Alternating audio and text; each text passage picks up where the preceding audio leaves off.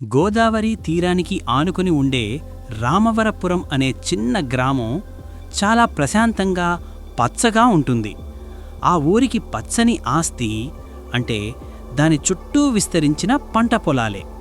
ఆ పొలాలకు అడ్డుగా నిలబడ్డ ఎత్తైన వెంకటేశ్వర స్వామి కొండ ఆ ఊరి జనానికి రక్ష. కాని ఏ ప్రశాంతత అయినా కొంతకాలమే. ఈ కథంతా ధర్మారావు అనే మధ్యవయస్కుడి చుట్టూ తిరుగుతుంది. ధర్మారావు కష్టపడే మనస్తత్వం కలవాడు. ఊళ్ళో అందరికంటే ఎక్కువగా కష్టపడతాడు. అందరికంటే బాగా పంట పండిస్తాడు. 5 ఎకరాల పొలం ఉన్న ధర్మారావు కష్టం దానికి 2 ఫలసాయం తెచ్చేది. ఇదంతా చూసి ఊళ్ళో చాలామంది మెచ్చుకునేవారు. కానీ కొందరి మనసుల్లో మాత్రం అసూయ ఉండేది. వారిలో ముఖ్యుడు ధర్మారావు పక్కనే 3 ఎకరాల భూమి ఉన్న నారాయణ. నారాయణకు వ్యక్తిత్వం ఎలా ఉండేది అంటే పక్కవాళ్లు బాగుంటే చూసి తట్టుకోలేడు. అసూయ, ఓర్వలేనితనం బాగా ఎక్కువ. కష్టపడడు, కానీ ధర్మారావుకు వచ్చే లాభం తనకు రావాలని కోరుకుంటాడు. పంట పోతుంటే దేవుడిపై నింద వేయడం, ధర్మారావుకు మంచి జరిగితే అదృష్టాన్ని నిందించడం తప్ప నారాయణ ఎప్పుడూ తన తప్పు తెలుసుకోలేదు. ధర్మారావు ఇంట్లో కొత్త ట్రాక్టర్ కొన్న రోజు నారాయణ కళ్ళలో ఆరిపోతున్న నిప్పు కణం లాంటి అసూయను ఆ ఊరి పెద్దలు కొందరు గమనించారు. ఆ రోజు రాత్రి నారాయణకు అసలు మనశ్శాంతి లేదు. ధర్మారావు కొత్త ట్రాక్టర్ కొనడం అసలు జీర్ణించుకోలేకపోయాడు. ధర్మారావు కుటుంబం అంతా ఆనందంగా ఉండడం చూసి ఓర్వలేకపోయాడు. ఎలా అయినా ధర్మారావుని నాశనం చెయ్యాలి అనుకున్నాడు. ఇక ధర్మారావు కుటుంబం విషయానికి వస్తే, ధర్మారావు భార్య పేరు సీత. ఆమె చాలా సాదాసీదా గృహిణి, అమాయకురాలు, భయస్థురాలు. తమ సంసారం, తమ పిల్లలు, అదే ఆమె ప్రపంచం. వాళ్లకి 2 పిల్లలు, 15 ఏళ్ల కొడుకు, 8 ఏళ్ల కూతురు. ఆ ఇల్లు, ఆ కుటుంబం ఆనందంతో, ఆరోగ్యంతో నిండి ఉండేది. ఆ రోజు రాత్రి అమావాస్య దగ్గర పడుతోంది. ధర్మారావు ఇంటి ముందున్న మంచం మీద పడుకుని ఏదో ఆలోచిస్తున్నాడు. అర్ధరాత్రి దాటాక ఎక్కడి నుండో వింత శబ్దం. అది గాలి కాదు, కుక్క అరుపు కాదు, కీచుమనే స్వరం. ఎవరో బలవంతంగా గొంతు నొక్కేసినట్లుగా ఉంది. ధర్మారావు లేచి కూర్చుని చుట్టూ చూశాడు. అంతా చీకటి, నిశ్శబ్దం. పొద్దున లేవగానే గేటు పక్కన ఎవరో నిన్న రాత్రి విసిరేసినట్లుగా కొన్ని వస్తువులు కనిపించాయి. 4 నిమ్మకాయలు, వాటికి మధ్యలో ముళ్ళు గుచ్చబడి ఉన్నాయి. ఒక చిన్న నలుపు గుడ్డముక్క, అది కుళ్ళిపోయినట్లుగా వాసన వస్తోంది. కొన్ని జుట్టుపోగులు చిక్కుముడి వేసి ఉన్నాయి. సీత వాటిని చూసి ఒక్కసారిగా భయంతో వణికిపోయింది. అయ్యో రామయ్య, ఎవరో మనమీద పగబట్టారు. ఇది మామూలు విషయం కాదు, ఏదో చేశారండి. గుమ్మం ముందు ఇలాంటిని దొరకడం అరిష్టం అని ఏడుపు అందుకుంది. ధర్మారావు వాటిని తేలిగ్గా తీసిపారేయాలని చూశాడు. కాని అతని గుండెల్లో కూడా తెలియని భయం మొదలయింది. ఏమీ లేదు సీత, ఇదంతా పక్కన పడేసిన చెత్త, ఎవరో పోతూ పోతూ పడేసుంటారు అంటూ వాటిని తాకకుండా కట్టెతో తీసి పొలంలోకి విసిరేశాడు. కాని ఆ రాత్రి నుండి ఆ ఇంటి వాతావరణం మారిపోయింది. నిమ్మకాయలు దొరికిన మరుసటి రోజు నుంచి ధర్మారావు కుటుంబానికి అన్నీ అరిష్టాలే. ముందుగా సీతలో మార్పు వచ్చింది. ఆమెకు రాత్రిళ్ళు సరిగా నిద్ర పట్టడం లేదు. పడుకున్నా ఎవరో తన ఛాతిపై బరువుగా కూర్చున్నట్లు, గొంతు పిండేసినట్లు అనిపిస్తూ ఉండేది. మెలకువ వస్తుందే తప్ప లేవలేకపోవడం, మాట్లాడలేకపోవడం, చాలా నీరసించిపోయింది. దీన్నే పల్లెటూళ్లలో చెంగల్ పట్టింది అంటారు. ఉదయం లేచిన తర్వాత శరీరమంతా నొప్పి, నిస్సత్తువ. నాకు భయంగా ఉందండి, ఎవరో నా మీదకు వస్తున్నట్లు, నన్ను కట్టేసినట్లు అనిపిస్తోంది అని సీత భయంతో వణికిపోతూ తన భర్తతో చెప్పేది. తరువాత ధర్మారావు వ్యవసాయం దెబ్బతింది. ట్రాక్టరు ఇంజిన్ సడన్గా చెడిపోయింది. రిపేర్ చేయిస్తే మళ్ళీ 3 రోజులకు ఇంకో భాగం పాడయ్యేది. పొలంలో పారించిన కొత్త మోటారు ఏ కారణం లేకుండా కాలిపోయింది. పశువుల పాకలో ఆరోగ్యంగా ఉన్న గేదె పాలు ఇవ్వడం ఆపేసింది. ఒక ఆవు రాత్రికి రాత్రి నోటివెంట నురుగు కక్కుతూ చనిపోయింది. ఇదంతా నారాయణ గుమ్మం ముందు నిలబడి చూస్తూ చల్లగా నవ్వుతున్నట్లు ధర్మారావు గమనించాడు. నారాయణ కళ్ళల్లో ఒక రకమైన తృప్తి, వెలుగు ధర్మారావును మరింత కలవరపెట్టాయి. అనారోగ్యం, నష్టం వల్ల ధర్మారావు, సీతల మధ్య చిన్న చిన్న గొడవలు మొదలయ్యాయి. ఒకరిమీద ఒకరు విసుగు చూపించడం, ప్రతి చిన్న విషయానికి అరిచి మాట్లాడటం. వారి పిల్లలు కూడా చదువుపై శ్రద్ధ కోల్పోయి తరచూ భయపడటం, ఒంటరిగా కూర్చోవటం మొదలుపెట్టారు. ఆనందంతో కడకళలాడిన ఆ ఇల్లు నిదానంగా విషాదపు నీడల కిందకి జారుకుంది. ఊరి పెద్దలు, ఇది పక్కా చేతబడే, ఎవరో కళ్లమంటతో ఇలా చేస్తున్నారు, వెంటనే మంచి మంత్రగాడిని పిలిపించు అని సలహా ఇచ్చారు. ధర్మారావు మొదట్లో నమ్మలేదు. తాను సైన్స్, కష్టం తప్ప ఇంకేం నమ్మనని చెప్పేవాడు. కానీ డాక్టర్లు కూడా సీతకు ఎలాంటి జబ్బు లేదని, అంతా రక్తపోటు సమస్య అని తేల్చడంతో అతనికి వేరే దారి కనిపించలేదు. ధర్మారావు చివరికి తన చిన్ననాటి స్నేహితుడైన రాములు సాయం తీసుకున్నాడు. రాములు వేరే జిల్లాలో ఉన్న ఒక శక్తివంతమైన మంత్రవైద్యుడి గురించి చెప్పాడు. అతని పేరు పోతురాజు గంగయ్య. ఆయన కేవలం మంత్రాలు చేయడమే కాదు, చేతబడికి గురైన వారిని ప్రాణాపాయం నుండి కాపాడే శక్తి కూడా ఉందని చెప్పేవాడు. ఒకరోజు సాయంత్రం చీకటి పడిన తర్వాత ధర్మారావు, రాములు కలిసి పోతురాజు గంగయ్యని కలుసుకోవడానికి అతని ఊరికి ప్రయాణమయ్యారు.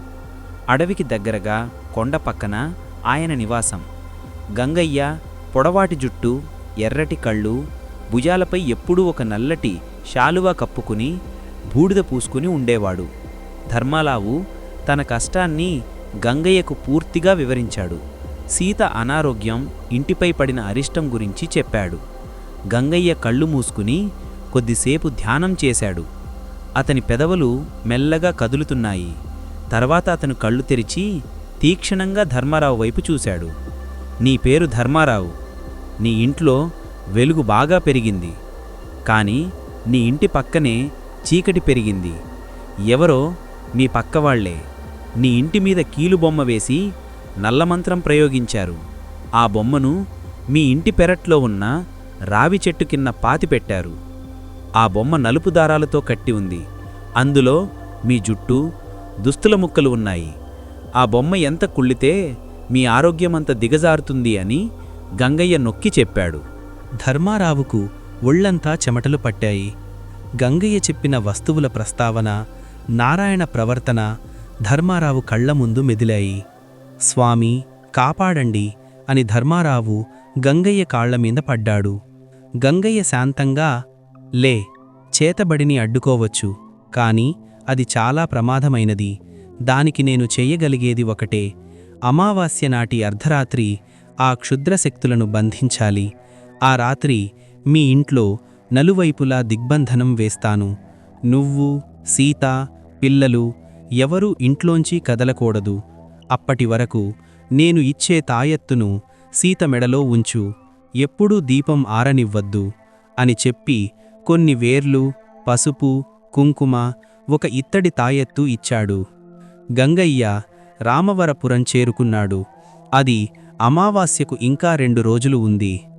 గంగయ్య ఇచ్చిన తాయెత్తు సీతకి కట్టాడు.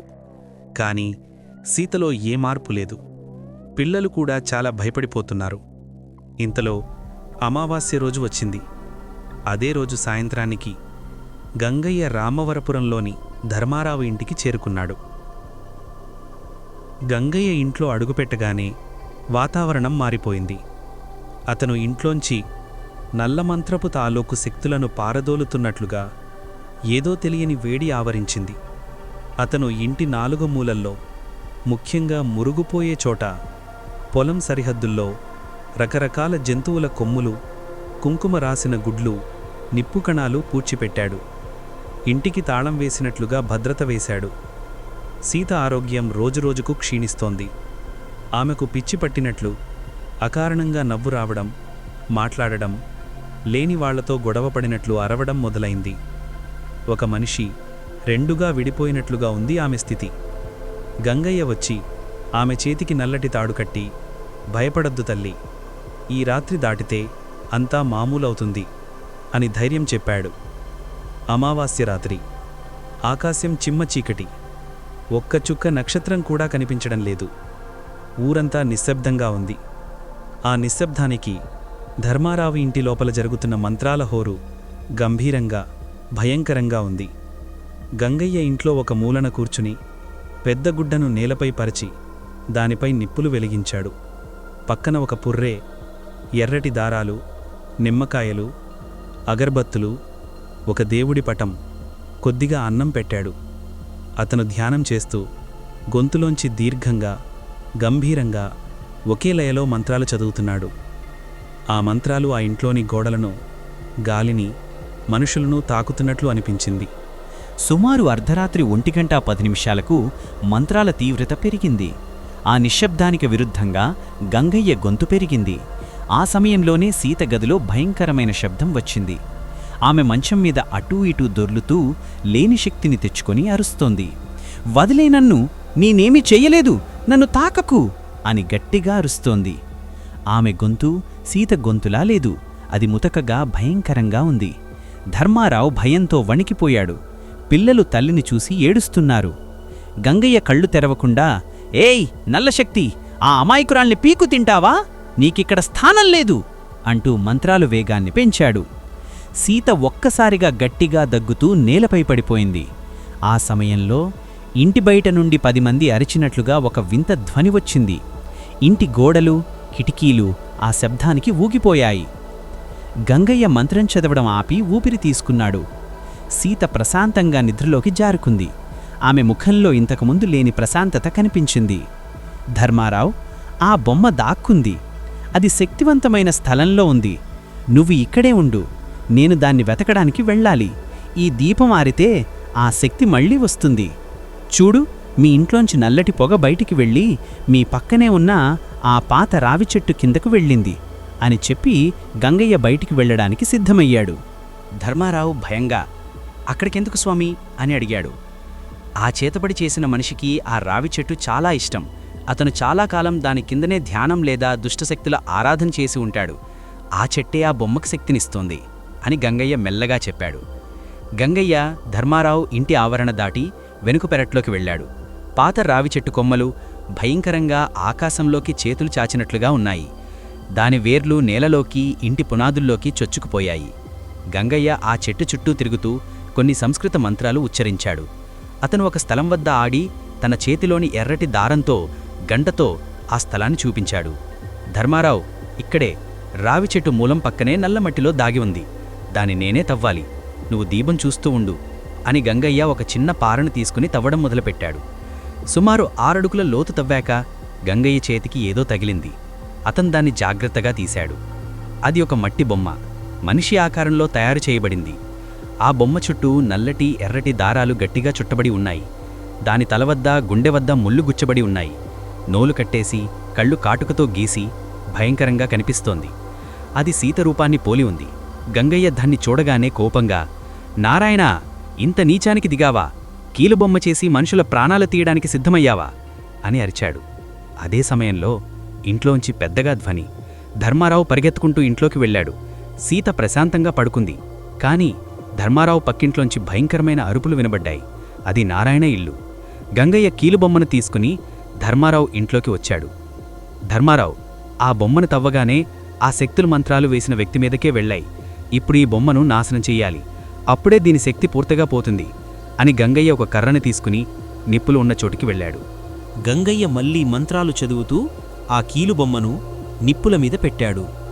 బొమ్మ కాలడం మొదలుపెట్టగానే ఆ ఇంట్లోని వాతావరణం మరింత భయంకరంగా మారింది. నిప్పులు నీలం రంగులోకి మారాయి. గోడలపై వింత నీడలు కదలాడాయి. నారాయణ గదిలోంచి పెద్దగా కేక. అతను తన గదిలోంచి పరిగెత్తుకుంటూ ధర్మారావు ఇంటి ముందుకు వచ్చాడు. నారాయణ శరీరం వణుకుతోంది. కళ్లల్లో ఏదో తెలియని భయం. ముఖమంతా పాలిపోయింది. "వదిలియండి, ఆపండి, నా మీదికి వద్దు, నా కీలుబొమ్మను కాల్చకండి" అంటూ నారాయణ గుమ్మం పక్కన పడిపోయాడు. అతను పిచ్చివాడిలా గోడను గీరుతూ తన శరీరాన్ని తానే కొట్టుకుంటున్నాడు. గంగయ్య నారాయణ వైపు చూసి, "నీ దురాశ నిన్ను ఈ స్థితికి తెచ్చింది. ఇతరుల సుఖాన్ని చూసి ఓర్వలేని నీ మనసే అసలు చీకటి. ఈ మంత్రం నీకు వరం కాదు, శాపం" అని గంభీరంగా చెప్పాడు. కీలుబొమ్మ పూర్తిగా కాలి బూడిద అయ్యింది. బొమ్మ కాలిపోయిన వెంటనే నారాయణకు మూర్ఛ వచ్చి అక్కడే కుప్పకూలిపోయాడు. ఉదయం పొద్దు పొడిచింది. వెంకటేశ్వరస్వామి కొండమీంచి ప్రశాంతమైన సూర్యకిరణాలు ఆ ఊరిమీద పడ్డాయి. ధర్మారావు ఇంట్లో మళ్లీ ప్రశాంతత నెలకొంది. సీత లేచి కూర్చుంది. ఆమె శరీరంలో ఇంతకు ముందు ఉన్న నిస్సత్తువ, పిచ్చి భయం ఏమీ లేవు. పసిపిల్లలా నవ్వుతూ ధర్మారావు వైపు చూసింది. ధర్మారావు కృతజ్ఞతతో గంగయ్య పాదాల మీద పడ్డాడు. ధర్మారావు, మనిషికి సంపద కంటే మనశ్శాంతి ముఖ్యం. నీకు చేసిన చేతబడి అంతటితో పోయింది. ఇక నుండి నీ ఇంట్లో దేవుడు దీపాన్ని ఎప్పుడూ ఆరిపోనివ్వద్దు. అలాగే నువ్వు పెట్టిన రావి చెట్టును తీయించి వేరే చోట పాతించు, లేదంటే ఆ చెట్టు మూలాలు మళ్లీ చీకటిని ఆకర్షిస్తాయి అని చెప్పి గంగయ్య కొద్దిసేపటికే ఎక్కడి నుండి వచ్చాడో అక్కడికే వెళ్ళిపోయాడు. నారాయణ పరిస్థితి దయనీయంగా మారింది. చేతబడి ప్రభావం అతనిపై తిరగబడడంతో అతనికి మానసిక ఆరోగ్యం దెబ్బతింది.